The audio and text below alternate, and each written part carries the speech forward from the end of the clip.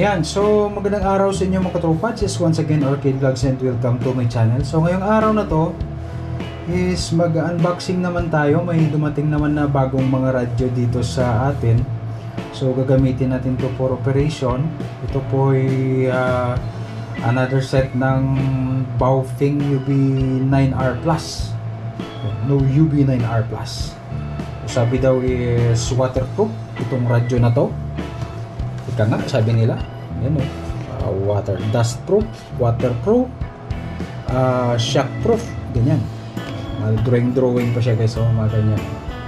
And then, dito, may pangalan dito na anti-dust, durable, waterproof.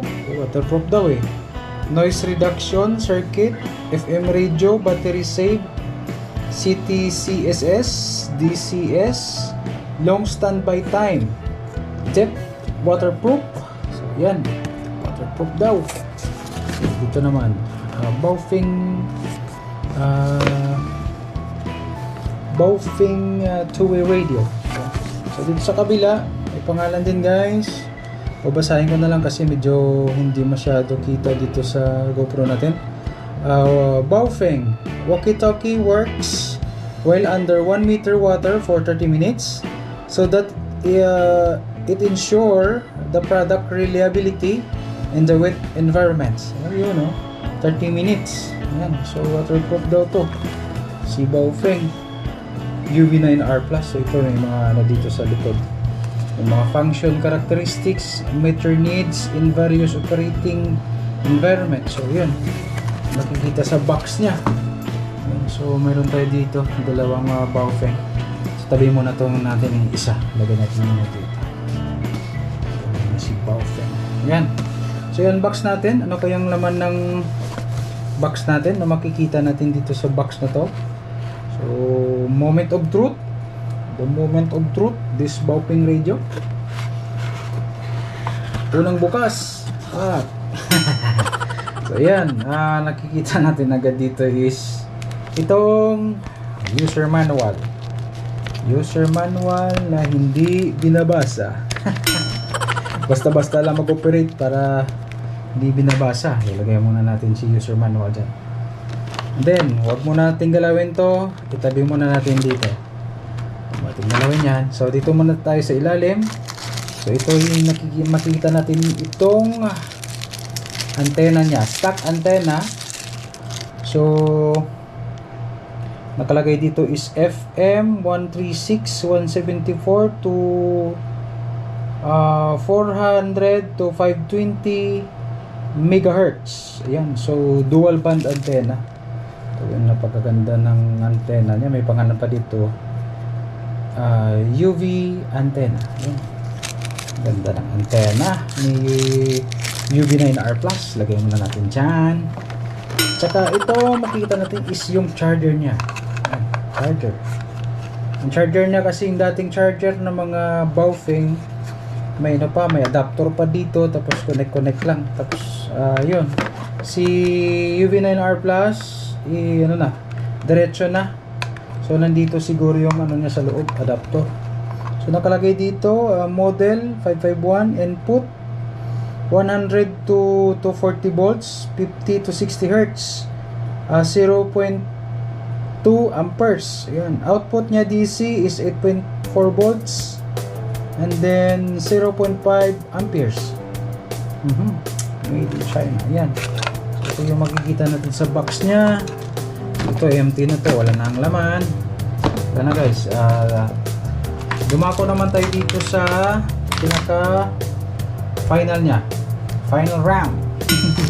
So tabi muna natin to. Mamaya ka. Unahin muna natin itong dalawa. Ito po yung kanyang lanyard. Yan, lanyard. Lagyan natin dyan. Tsaka mayroon siyang extra na screw. Yan, extra na screw. Ito yung kanyang belt clip. So, sa belt clip pa lang guys, naiiba na siya talaga.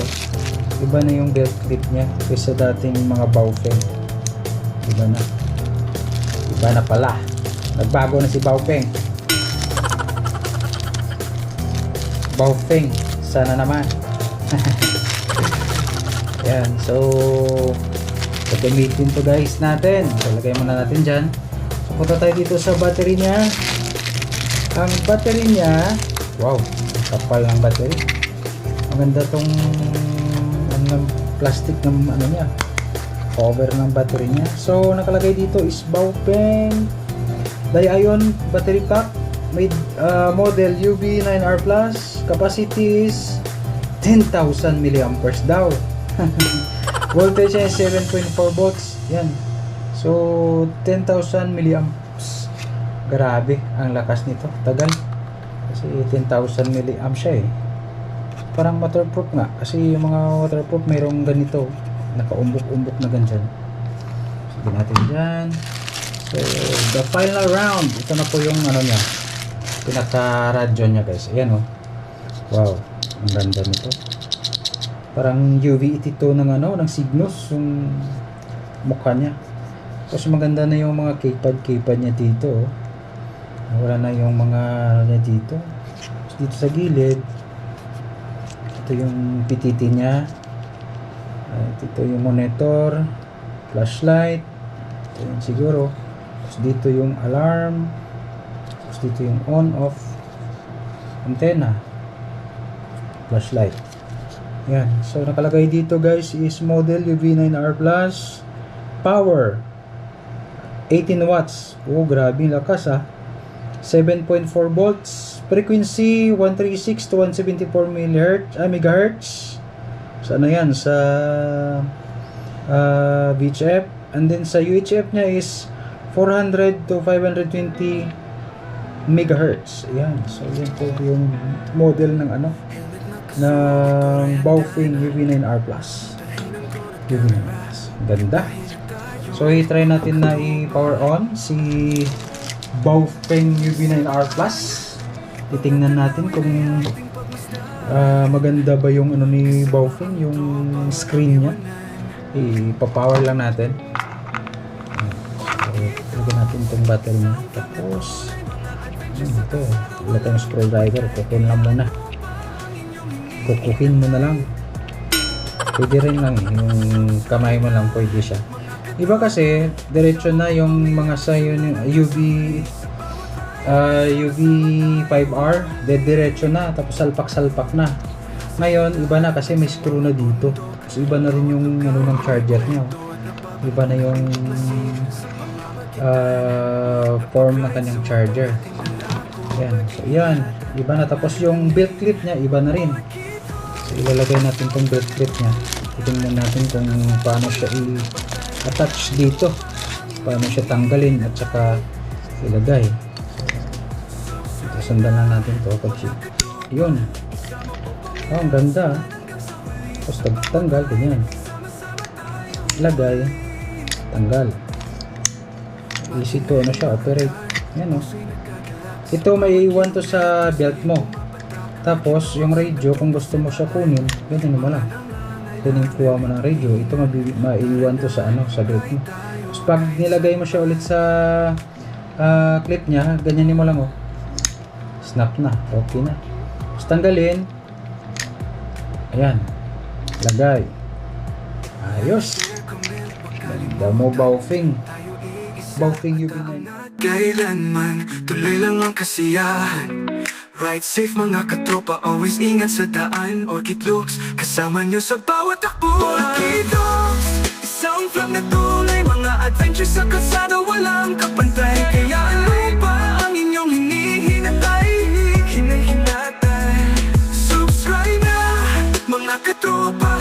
Isama po pamilya at sundan hanggang sa huli. Sa bawat ride, sama-sama tayong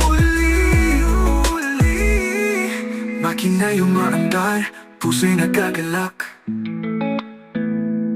Sa bawat